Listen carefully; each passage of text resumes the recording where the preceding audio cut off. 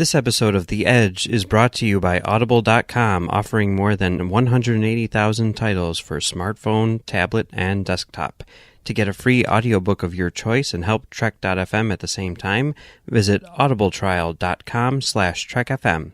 And also by Enterprise in Space, an international program of the nonprofit National Space Society.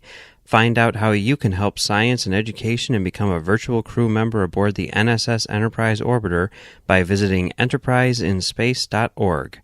And if you want to join the conversation and share your thoughts on this episode, join the Babel Conference, our listeners group on Facebook. Just type BABEL into the Facebook search field. We look forward to seeing you there. You're listening to Trek FM. What have you done out there on the edge of Federation space?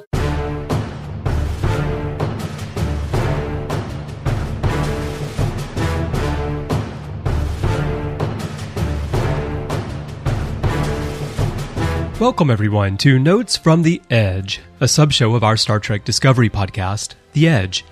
I'm C Bryan Jones, or Chris, and I'll be your host as we flip through the pages of our notebook. In Notes from the Edge, we'll explore connections between Discovery and the greater Star Trek universe, which includes the prior 6 TV series and 13 films, as well as the massive literary universe, because there are elements from there that are being worked into the series, and we'll also delve deeper into some of the ideas unique to Discovery. I kick off each episode of Notes with my thoughts on the latest episode of Discovery, which this time means Into the Forest I Go. And this is our last episode before the break. Hard to believe. I feel like it all went by really quickly, but then again, I feel that way about life in general these days. There were a few connections to past Star Trek in this episode that I could touch on, such as the Legion of Honor, which is mentioned in Court Martial and The Measure of a Man, as well as recently in The Butcher's Knife in reference to Georgiou. But I'm going to focus instead on my theory about Discovery that, if correct, would deliver all those explanations fans have been crying out for. And I'll talk about the concept that is at its core. Along the way, I'll talk about some very specific aspects of Discovery, including uniforms, holographic communications, spore drive and the mycelium network, the relationship between Burnham, Sarek, and Spock, mind melds at a distance, ship design, the Klingons, Harry Mudd, Commander Arium, and also how those Alice in Wonderland references may play a bigger role in this story than we think. And I'll round things off by touching on parallel universes and some of their many flavors. This all came about because a few minutes after I finished watching Into the Forest I Go, something occurred to me that I had not thought of before. I tweeted and posted in the Babel Conference, our listeners group on Facebook, that I now have a huge theory about Discovery, and that it's not what you think, and that I would explain on Notes from the Edge. So let's jump right in. We've known for a while that the Discovery writers plan to visit the Mirror Universe. On September 17th, at Creation Entertainment's continuing voyage tour in Chicago, Jonathan Frakes said that the show would be doing an episode set there. Frakes did not specify that it was his episode that is set in the Mirror Universe, but he did say, according to our friend Andy Fark of the very awesome band 5 Year Mission, go listen to them if you don't already know them, that his episode is very Klingon heavy. And we know now that the episode that Frakes directed is the next one, Despite Yourself, the resolution to the cliffhanger we just saw that will drop on January 7th. The fact that Frakes' episode is the next one, that he mentioned the Mirror Universe, and that Into the Forest I Go set up the idea that the mycelium network potentially connects to parallel universes, and the episode ends with a jump into an unknown place, certainly points to Despite Yourself being that Mirror Universe episode that he talked about. I think the title also supports it. Despite Yourself, a duplicate of you. Immediately after Into the Forest I Go aired, many fans immediately jumped to the conclusion that the crew is now in the Mirror Universe, There is, after all, that popular Lorca is from the mirror universe, and he's trying to get home theory that's been floating around. And his little devious look as he entered coordinates just before the final jump certainly poured fuel on that fire. And if you freeze the video at that spot, you can read the screen, which says override, Lorca G in yellow just before the final jump, which, rather than coordinates, lists the destination as unknown. And I've actually used that still shot as the artwork for this episode of Notes, so you can go there and see what I'm talking about. So it seems that Discovery is about to do a Mirror Universe episode. That's the easy and obvious reading of what we saw. But let me ask you a question.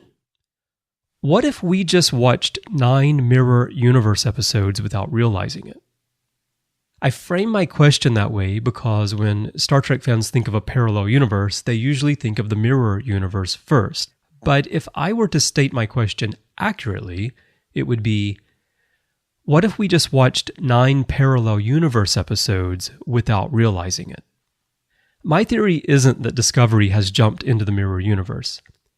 My theory isn't that Discovery is actually set in the Mirror Universe.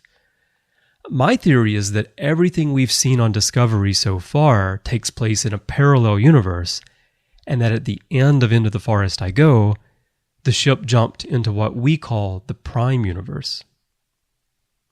I should mention that a few people played a guessing game with me on Twitter after my tweet, and the Trekspert at the Trekspert did guess correctly, though in response I merely said that I'm saving everything for Notes from the Edge.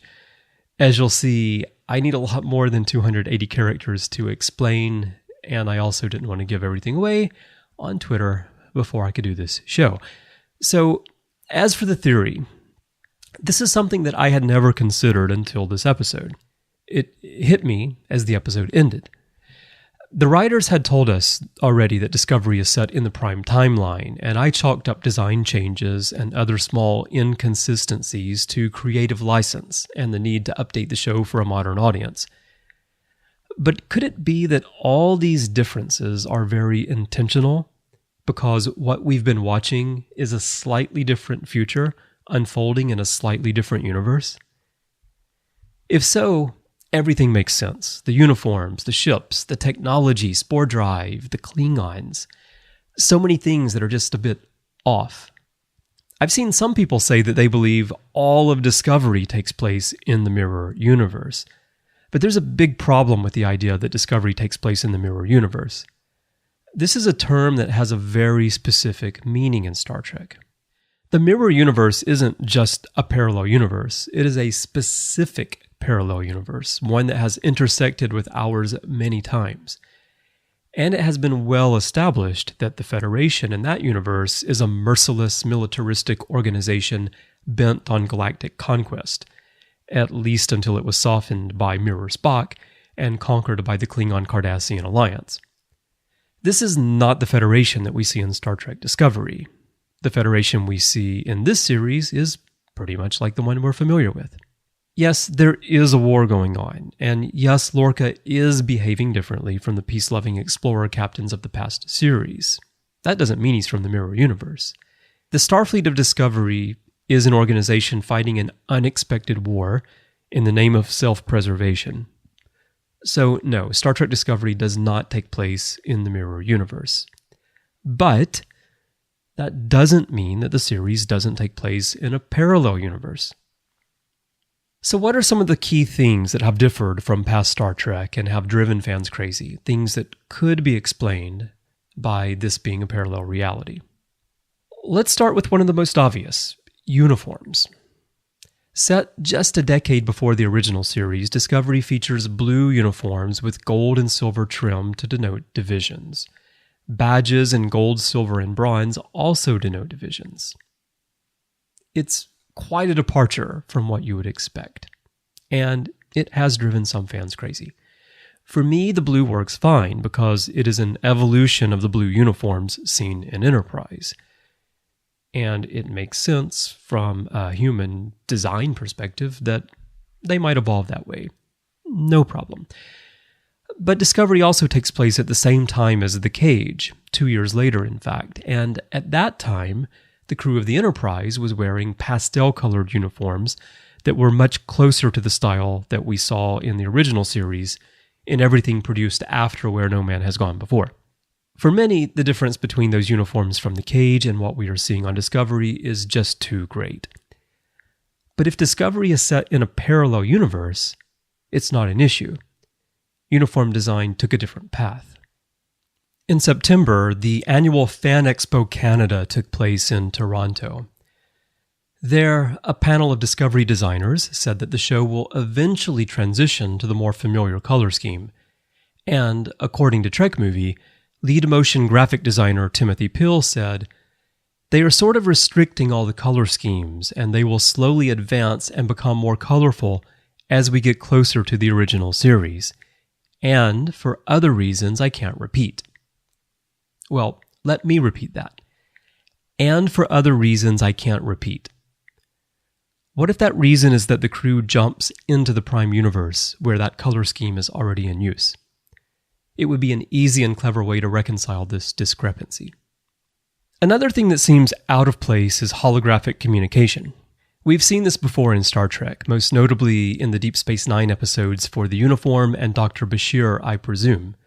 We also see holographic communication technology in Star Trek VI: The Undiscovered Country, when Azat Bur communicates with Federation President Ra Goretre.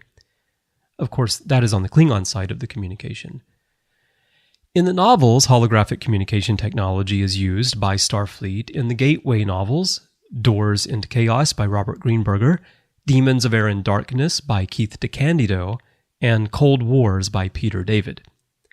It's also used in William Leisner's TNG novel Losing the Peace, which is set after the Borg invasion of 2381.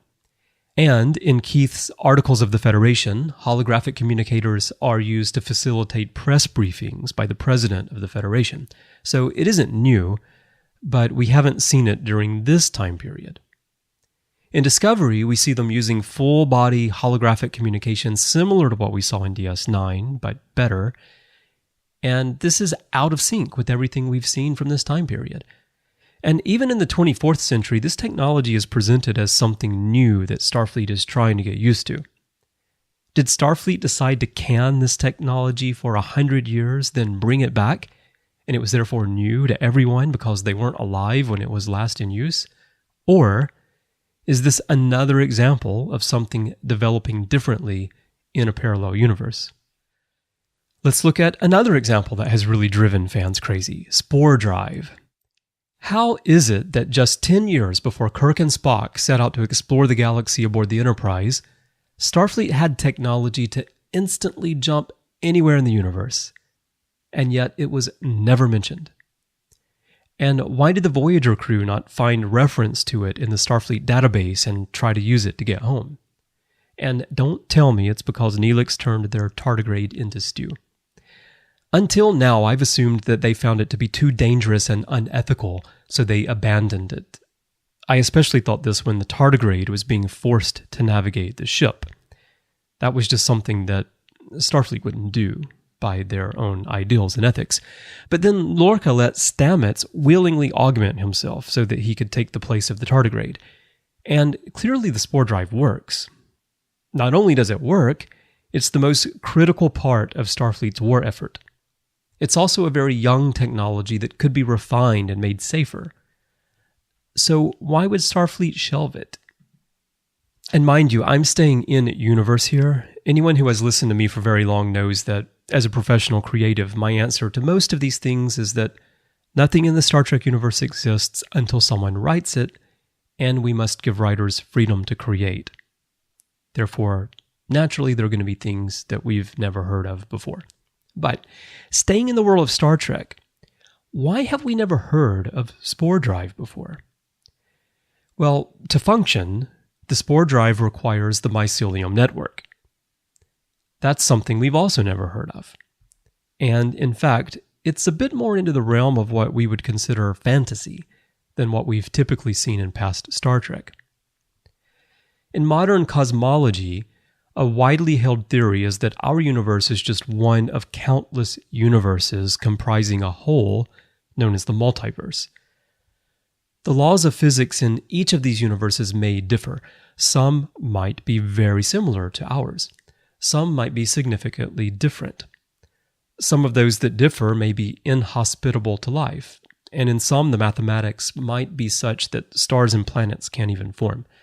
But others may be just as likely as ours to form life. There are endless possibilities. There is also the many worlds interpretation in quantum mechanics, first proposed by American physicist Hugh Everett III in 1957, which states that the universe splits any time we must make a decision. At that point, a new universe is created for each possible outcome of the decision. This relates in a sense to something you've surely heard of, Schrödinger's cat. This is the famous thought experiment that tackles the question of whether observation, or perhaps more accurately measurement, has an effect on reality. The idea is that the wave function, the relative probability of finding a given elementary particle within a specified volume of space, is a mixture of states. But once a measurement is made, a single state is locked in. So if a cat is inside a box, and we cannot see the cat, it is both alive and dead. It is only once we lift the lid and observe that only one state of existence becomes reality for the cat. So that's my long-winded and very simplistic explanation. Stanford University's Encyclopedia of Philosophy has a concise explanation of the many worlds interpretation that I think is applicable to this discussion, and it says, "The many worlds interpretation of quantum mechanics holds that there are many worlds which exist in parallel at the same space and time as our own. The existence of the other worlds makes it possible to remove randomness and action at a distance from quantum theory and thus from all physics. As I said earlier, the possibilities are endless, and because the possibilities are endless, there will be universes in which everything we know is duplicated, almost exactly, with only slight differences." Yes, according to this theory, there are duplicates of you throughout the multiverse. There are many duplicates of you listening to this podcast right now. But in some of those universes, I'm not the host of the podcast. The TNG episode Parallels is a good example of this, as is the Voyager novel Echoes, which I'll come back to later. And things will be possible in some of those universes that are not possible in others. In the animated series episode The Magics of Magus 2, for example, the Enterprise crew find themselves in a universe in which magic is real. "I believe this is how the ancients used to draw their mystic symbols, Captain." Spock, do you honestly believe that as long as we're in this universe, we can work magic too? One uses the resources at hand, Captain. Watch now. I will attempt to move a Vulcan chess piece magically. May the energy of this universe be the power in me.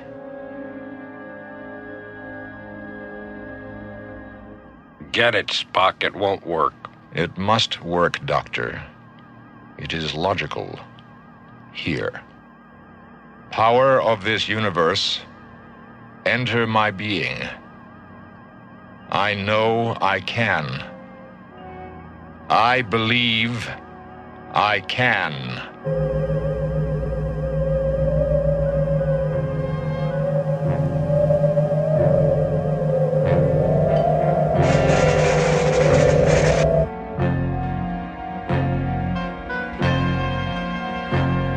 Captain's Log Supplemental. In this incredible universe, it appears to be a part of the natural laws that belief is as potent a force as energy and matter are in our own. And I bring up magic because, as I mentioned, there are some aspects of Discovery that feel a bit more to the fantasy side than what we're accustomed to. But it's certainly possible that Discovery takes place in a parallel universe in which all of space and time are dusted with mycelium spores, and it is possible to tap into this network for instantaneous travel. This network does not exist in the Prime universe, so we've never heard of it. and the technology is unknown to our Starfleet, and I'm doing air quotes around our. Now let's talk about Michael Burnham herself. Many fans have been unable to accept that Spock has an adopted sister who we've never heard of before. As I've said on several occasions, it doesn't bother me. Spock has never been forthcoming about his family situation. But what if the attack on Daktari Alpha never happened in the Prime Universe?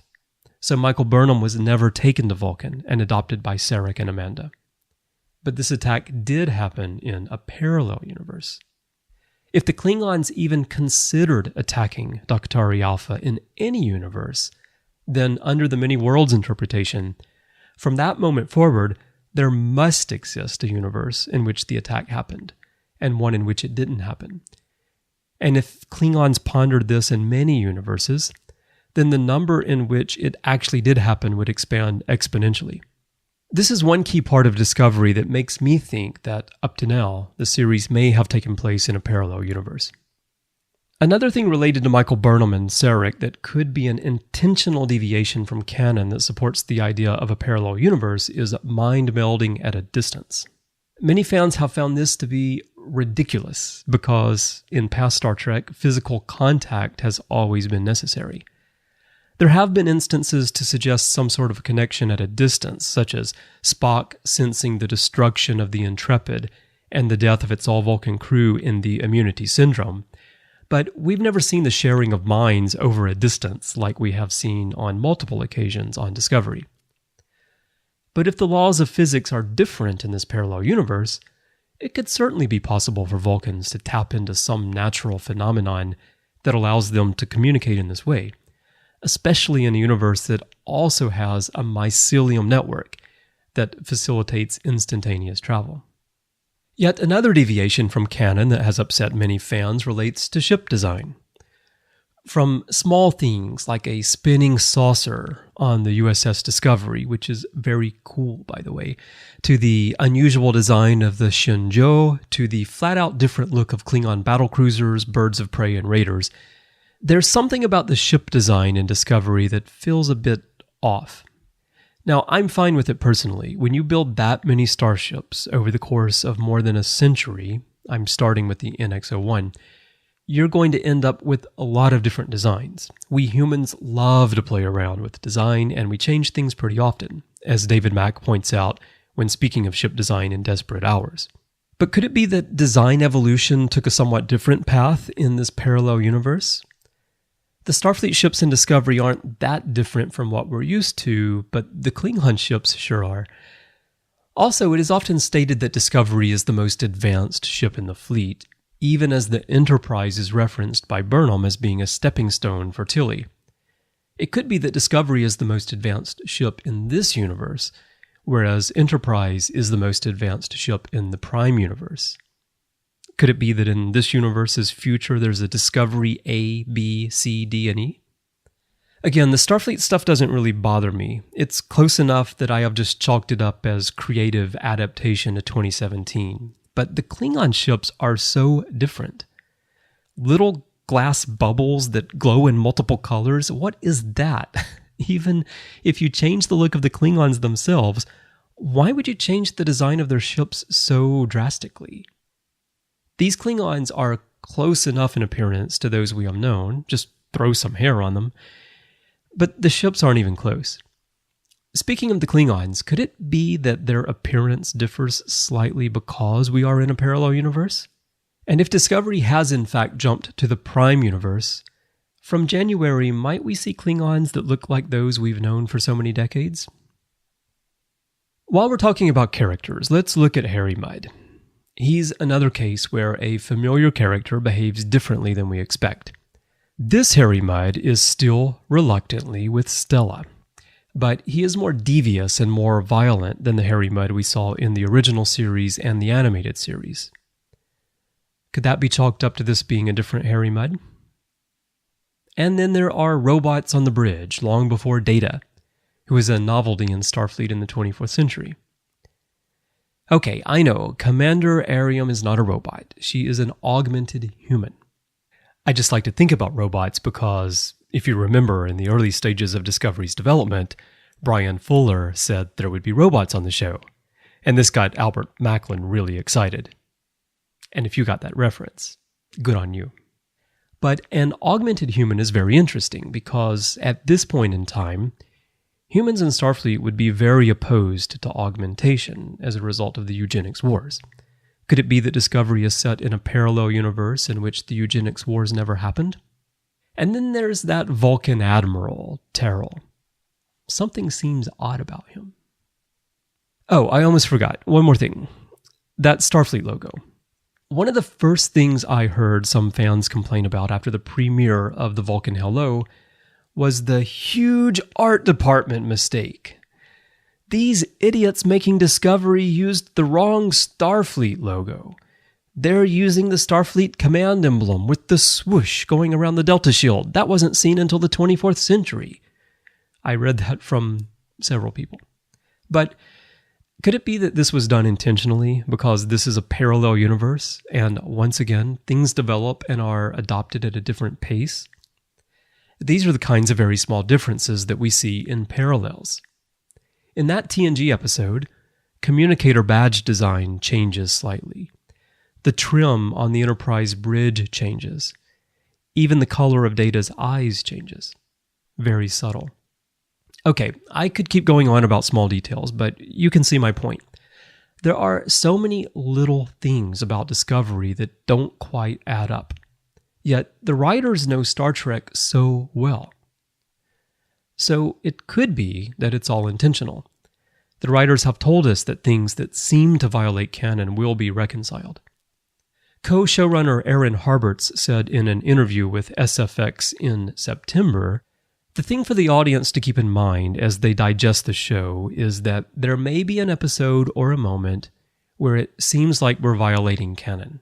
They need patience, because what we'll end up doing in another episode is showing them how we're getting around it. So what I would ask from the audience is to consume this series as you would a novel, and not make decisions based on a chapter or on sentences in a particular chapter. This is long arc storytelling, and we're doing things for a reason. Does that sound familiar? So I have to say, I was not familiar with this comment from Harberts. I found this while researching for this episode. But it's pretty much the same thing that I've been saying week after week. And I know I said in the last episode of Notes, which is that Discovery is a novel. Each episode is a chapter. We have to read the whole book to find out what's going on. And he's absolutely correct. So many fans are literally basing their views and opinions not just on chapters, but on sentences in a particular chapter. And that just doesn't work with this kind of storytelling. So to me, an elegant and clever solution to all the things that we've seen that don't quite add up would be for Discovery to jump from a parallel universe into the Prime universe. Why would that be clever? One big reason is that the writers would have pulled the wool over all our eyes for the past 9 episodes. And that's quite an accomplishment. While fans kick and scream about all these little mistakes and write clickbait articles about how Discovery is betraying Star Trek, the writers could be giggling at how effectively they've thrown us all off track. Of course, if my theory turns out to be correct, there will be a lot of fans who scream about that and how we were lied to. When there was a debate about the setting, and many fans said that Discovery is set in the Kelvin timeline, something that they based almost entirely on the aesthetics of the starship design and the bridge, and because there are a few lens flares, the writers said no, Discovery is set in the Prime timeline. But they didn't say it was all set in the Prime timeline. Maybe the first half of the first season is the setup, and the rest of the series is set in the Prime timeline. And here's the thing, if this turns out to be true, the naysayers who proclaim themselves the guardians of Star Trek won't think it is clever. They'll hate it. But if writers on any past series had done the same thing, the fans would have said it was brilliant. Imagine if the Next Generation had come back from Time's Arrow and the first 9 episodes of Season 6 had been set in an alternate timeline. And then, in Chain of Command, we found out that Jellicoe was never supposed to be captain of the Enterprise. Picard was never supposed to be captured by the Cardassians. That they returned from 1893 San Francisco to an alternate timeline, and now have to find their way back to the proper timeline. And we had no idea this was happening. But when we watched back, we noticed all the little clues that had been sprinkled across those 9 episodes. Very subtle things. It would be considered one of Star Trek's great moments of storytelling. Discovery's writers will get no such credit in today's environment of chronic complaining. Anyway, this is my theory. We've been watching a war between the Federation and the Klingons in a parallel universe, and Discovery has jumped to the Prime universe. Am I correct? Probably not. It's far more likely that Discovery has been in the Prime timeline all along, and the little differences that we see are just creative license, and the incomplete navigation sequence, as Tilly called it, created an interphasic rift that bridged our universe with the mirror universe of past Star Trek. We'll go there for an episode or 2, routine stuff, and then we'll come back. Perceived violations of canon will be explained some other way, and uniforms will become more colorful as we get closer to TOS, as designer Timothy Peel said. But at some point, Discovery would have to jump ahead on the timeline, because I don't think CBS All Access is planning 10 seasons to get us to the start of Kirk's command. So my theory is a bit out there, though I'm sure that I'm not the only one who has had this idea. I haven't seen anyone talk about it, but I also stay off the grid most of the week. It struck me just as I finished watching Into the Forest I Go, and I've just been mulling it over in my head all week as I get my magazine ready to go to print. And now here I am, outlining it all on Notes from the Edge. If nothing else, it's a fun thought experiment. I do hope it turns out to be correct, because it would be a lot more interesting than just going back to the mirror universe once again. Oh, and P.S. Tyler is Voke. Okay, since we're talking about parallel universes, and this is Notes from the Edge, let's look at how the concept has been used in past Star Trek. But before we get to that, I want to talk about a connection from inside Discovery itself, one related to Lewis Carroll. In Context is for Kings, Burnham quotes from Alice's Adventures in Wonderland as she is luring the tardigrade through the Jeffries tubes of the USS Glenn. The rabbit hole went straight on, like a tunnel for some way, and ended suddenly down. So suddenly that Alice had not a moment to think about stopping herself, but instead found herself falling down a very deep well. She was now only 10 inches high. Her face and body brightened up. She was now the right size to go through the little door into that lovely garden. And at the end of The Butcher's Knife Cares Not for the Lamb's Cry, she gives Tilly a copy of the book and explains that Amanda used to read it to her as a child, and that she also read it to Spock. We also see Burnham holding this book in scenes inside Sarek's mind in Lethe. The sequel to Alice's Adventures in Wonderland is Through the Looking Glass, and What Alice Found There, which Lewis Carroll wrote 6 years after the original, 1865 and 1871, respectively. Could the Alice in Wonderland references be more than just an homage to the animated series? More than just a way of connecting Burnham to Amanda and Spock? Could it have been an early hint that Discovery is playing in parallel universes? It was no surprise when, at the end of Into the Forest I Go, Discovery jumped to what most certainly appears to be another universe.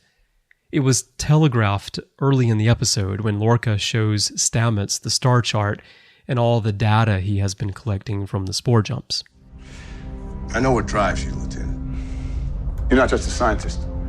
You're an explorer. You could have stayed in a lab on Earth, but you chose to go where no one has gone before. Let me show you something.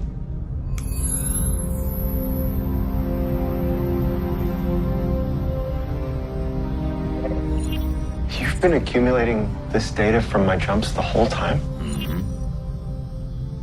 And these scattered pockets of negative mass, they could indicate alternative parallel universes connected to the mycelial network. And with more jumps, we could find a pattern, perhaps even the coordinates to reach them. You showed me this invention could take us to places we never dreamed we could reach. Places far beyond our preconceptions of time and space. So you knew right then and there that they were likely to start playing with parallel universes, especially given how long we've known that a Mirror Universe episode was on the horizon. But what's interesting is how this parallels Through the Looking Glass. Lorca and Cole are locked in a game of chess. From the perspective of Cole, Discovery is a bit like the Red Queen. It can move anywhere on the board at breathtaking speeds. Using the spore drive, Lorca can move in any direction almost at once. By extension, as captain of the ship, he is the Red Queen. Now, think of Stamets as Alice. In Chapter 3, the Red Queen promises to make Alice a queen if she moves all the way to the 8th rank. Here, Lorca promises Stamets a future of unimagined scientific exploration if he can complete the 133 jumps required to crack the Klingon cloak. And he does it while tapping and pinching a map, a mirror of sorts, to show Stamets the layout of the entire countryside, or galaxy, the mycelium network. Later in the book, as Alice is making her way to the 8th rank, where she will be crowned a queen, she crosses the 7th rank into the forested territory of the Red Knight. Into the forest she goes. The Red Knight is intent on capturing her because Alice is the white pawn, just as Kor is intent on capturing Discovery. The White Knight escorts Alice safely through the forest, and perhaps the White Knight could be Dr. Culber in his white uniform. Now she has just one last jump to go. She crosses the 8th rank, and she is automatically crowned a queen. But as soon as she takes her seat at the party, everything erupts into chaos. Ship-wide status. Some structural damage, but all systems are holding. Mr. Saru? What am I looking at? I'm not quite sure. But I'm unable to confirm our position using standard procedures. Sensors are going haywire. Where is our star base? Not where it should be. Is that Klingon wreckage surrounding us? Captain, I'm afraid I don't know where we are.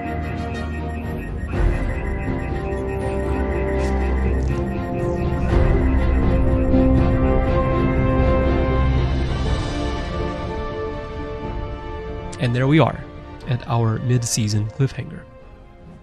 How does the story end? Alice wakes up and speculates that everything may have, in fact, been a dream.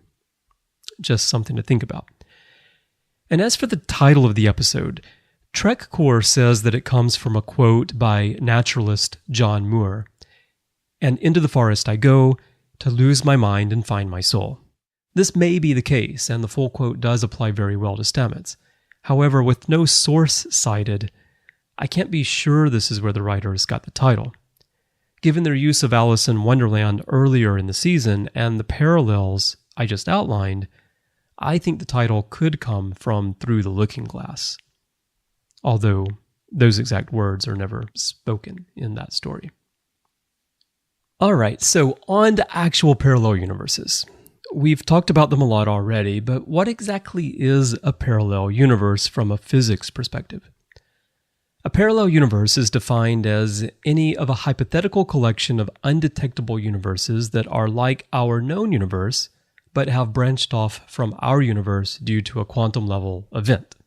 That's really a mouthful.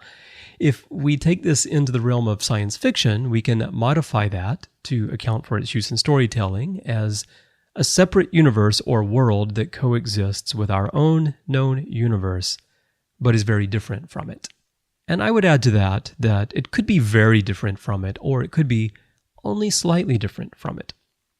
For the purpose of discussing Star Trek, it might be useful to distinguish between parallel universes, alternate timelines, and alternate realities. We see the concept of parallel worlds and alternate lives used in many ways in Star Trek, and it sometimes gets a bit techy and nuanced, more so than I intend for the purpose of my discovery theory. And we can certainly argue over whether these things are truly different or simply different terms for essentially the same thing. But if we look at how they've been used in Star Trek, there are places like transdimensional planes, such as where the prophets of Deep Space Nine, the sphere builders of Enterprise, and the Edo god of TNG's Justice live. There are subspace domains, such as where the Caretaker and Suspiria from Voyager, or the Solanogen-based aliens from TNG's Schisms live.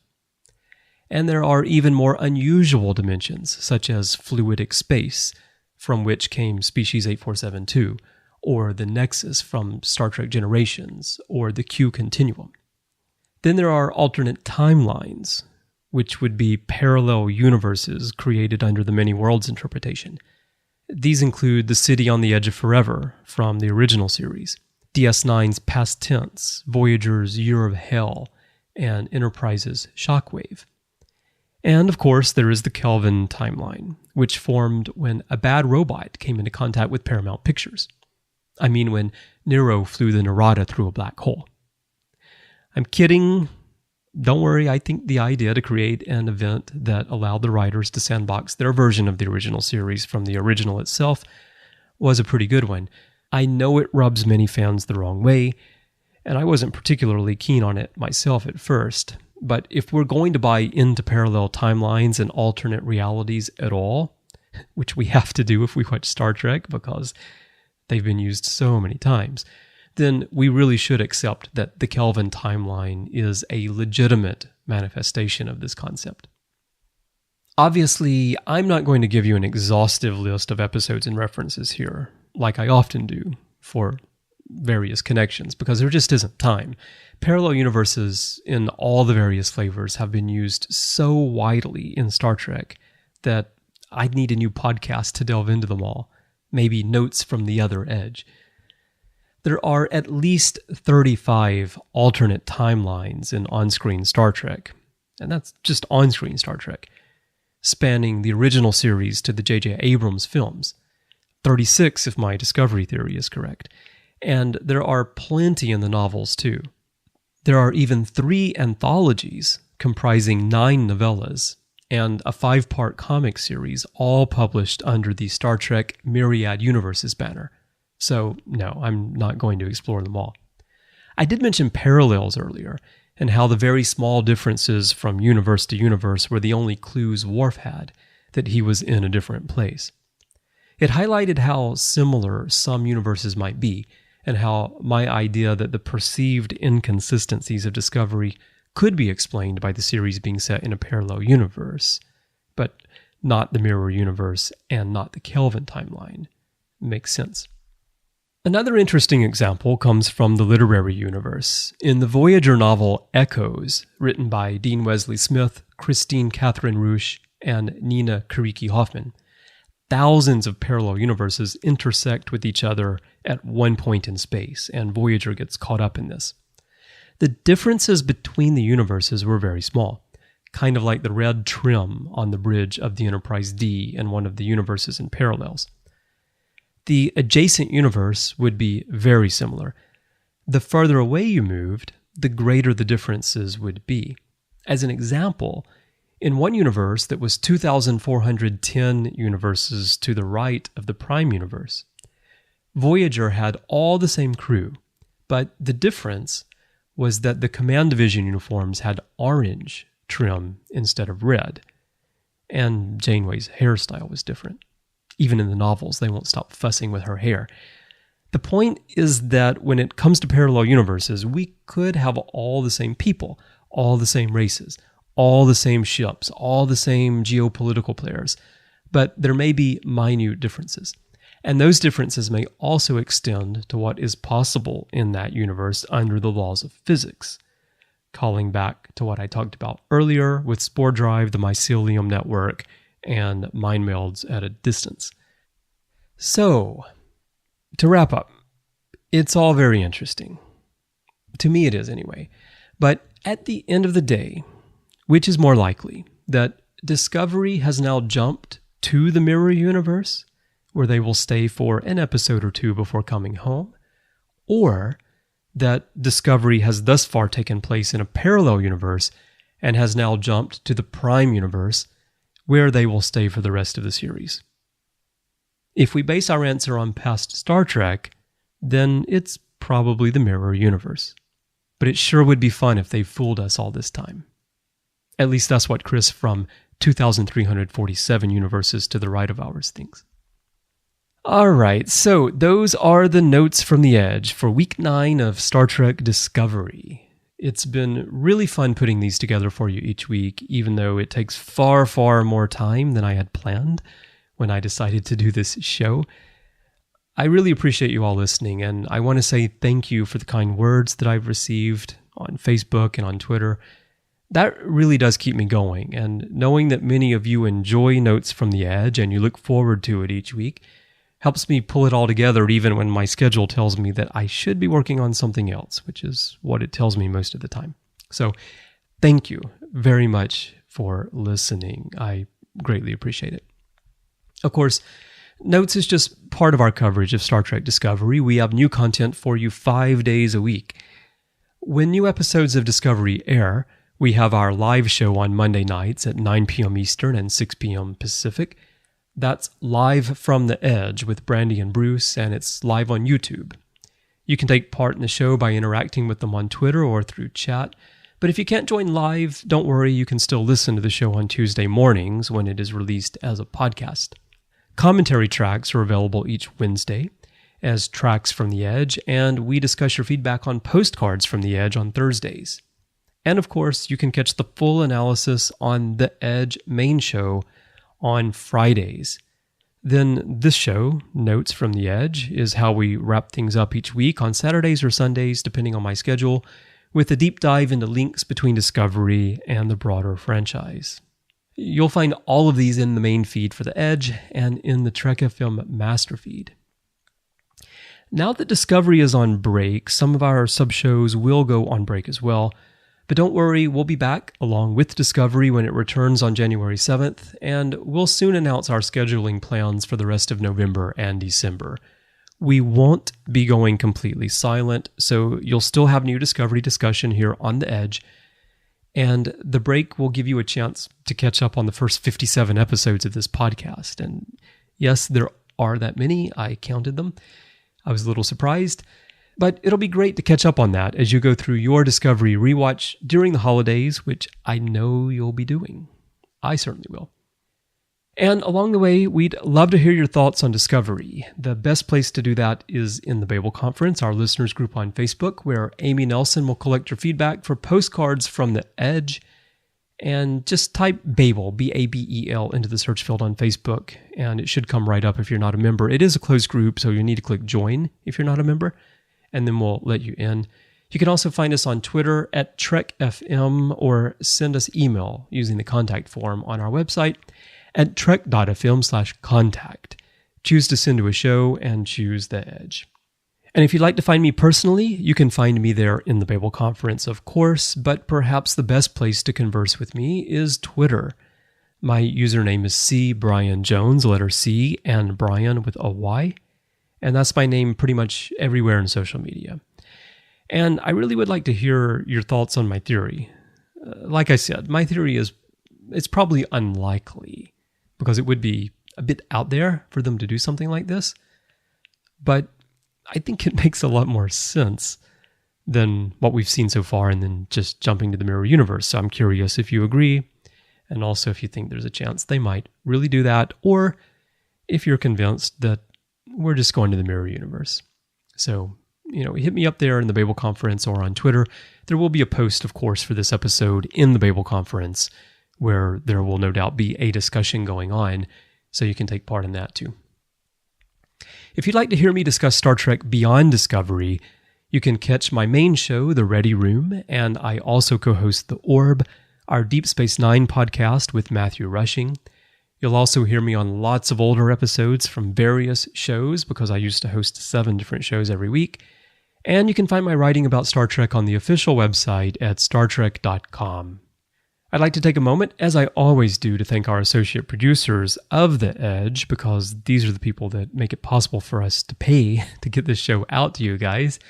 And those people are Norman C. Lau, Tony Robinson, Lisa Slack, Tom Puleo, Shoei Mirza, and Richard Rutledge. And I really appreciate your support, guys. Thank you so much.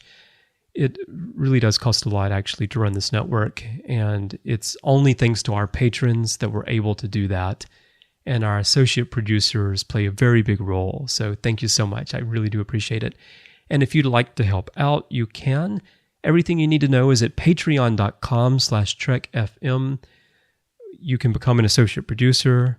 You can join in the Patrons Roundtable and talk Star Trek on mic with fellow listeners and some of our hosts, and that goes out in the master feed, so everyone gets to listen to that.